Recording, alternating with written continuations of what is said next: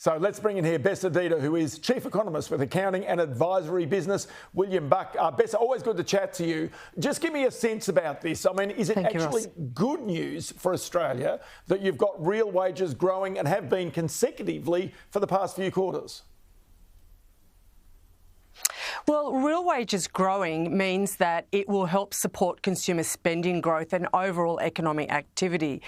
We have seen over the last period that household consumption has been pretty soft due to the cost of living expenses, although the recent rate cut in February has helped alleviate some of those cost of living expenses. Now, look, wages growth running at 3.4% per annum is not going to pose any threat to the Reserve Bank cutting the cash rate next week.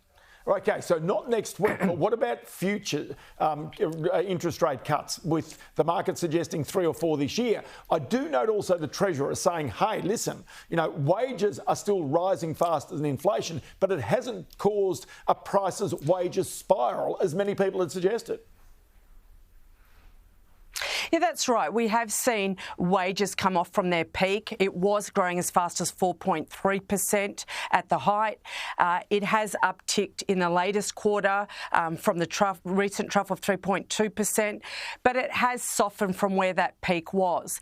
It is running against soft productivity growth, so that does mean that the Reserve Bank is likely to still remain cautious around the outlook for unit labour costs, or the wages that are paid to produce 1 unit of output. In terms of the outlook for the cash rate, next week does seem like a done deal. So do expect a 0.25% rate cut to take the cash rate to 3.85%.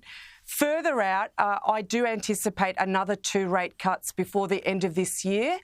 Now, a month ago, on the back of Liberation Day, financial markets were pricing in as much as 5 rate cuts in total by the end of this year.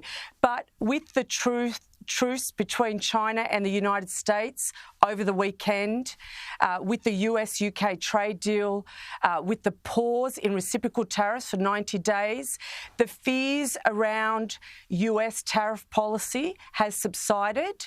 There is still uncertainty.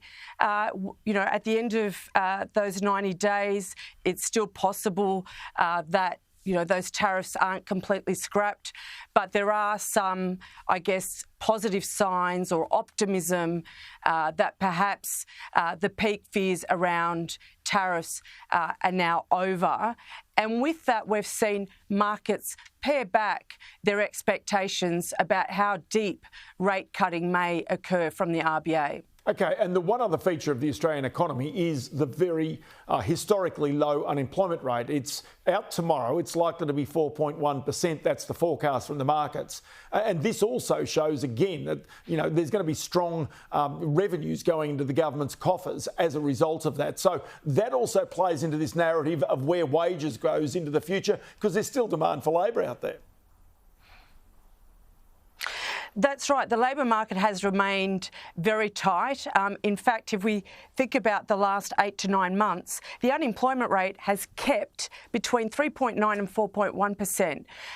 And it's only moved up from the trough in late 2022 of 3.4%. So it's barely budge from that trough over the last 2 years. So the labour market does remain tight, and on most indications it's suggesting that it will continue to be tight, although there are some early signs that potentially employment growth is easing. Now, you're seeing wages growth, ease from the peak amid this very tight labour market. So again, that should help the Reserve Bank cut rates next week, but against a backdrop of a tight labour market, we're unlikely to see very aggressive rate cutting, leaving aside what's happening with the global economy, if we put that aside for the moment. Indeed. I'll tell you what, always good to have in the program Besa, Deda with the advisory and accounting business, William Buck.